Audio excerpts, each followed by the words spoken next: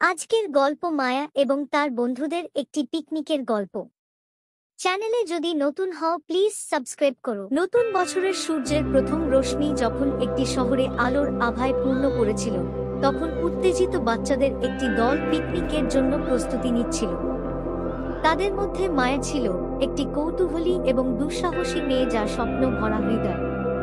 একটি ক্লাব নববর্ষের বিশেষ দিনে বাস পিকনিকের আয়োজন করেছিল, যা তাদের মনোমুগ্ধকর নিকো পার্ক এবং ভিক্টোরিয়া মেমোরিয়ালে নিয়ে যাবে, তারপরে আলিপুর চিড়িয়াখানায় যাবে।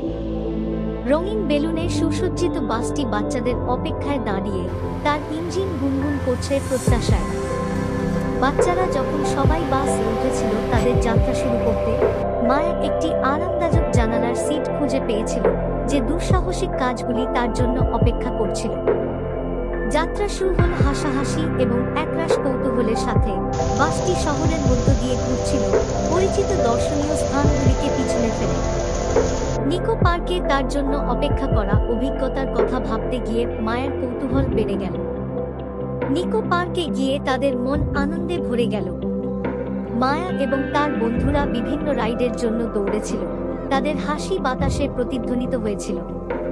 তারা মেরিগোরাউন্ডে ওঠে, নাগরদোলনায় এবং রোলার কোস্টারে উঠে আনন্দের সাথে চিৎকার করেছিল।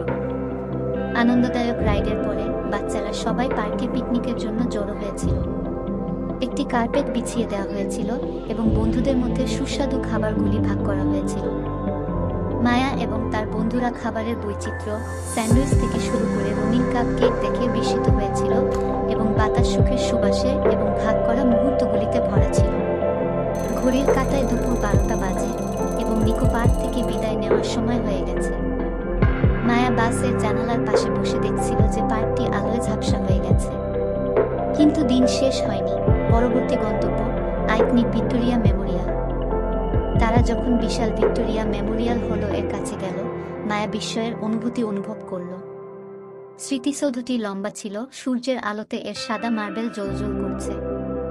একজন জ্ঞানী গাইড বাচ্চাদের বিস্তীর্ণ বাগানের মধ্য দিয়ে নেতৃত্ব দিয়েছিলেন এবং ভিক্টোরিয়া মেমোরিয়ালের ইতিহাস সম্পর্কে চিত্তাকর্ষক গল্পগুলি শেয়ার করেছিলেন।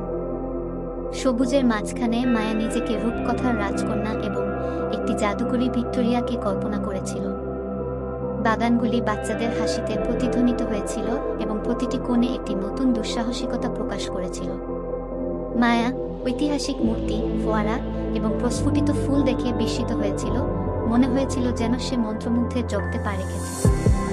দিন চলে যাচ্ছিল এবং শেষ গন্তব্য অপেক্ষা করছিল, আলিপুর চিড়িয়াখানা।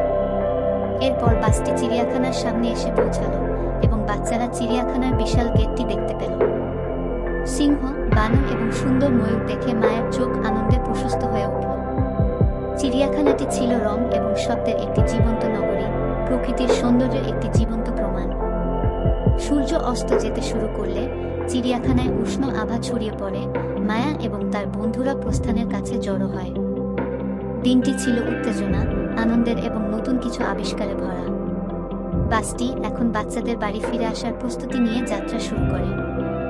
মায়া যখন জানালার বাইরে তাকিয়েছিল, নববর্ষের সারা দিনে ঘটে যাওয়া তার অ্যাডভেঞ্চারগুলি কল্পনা করছিল।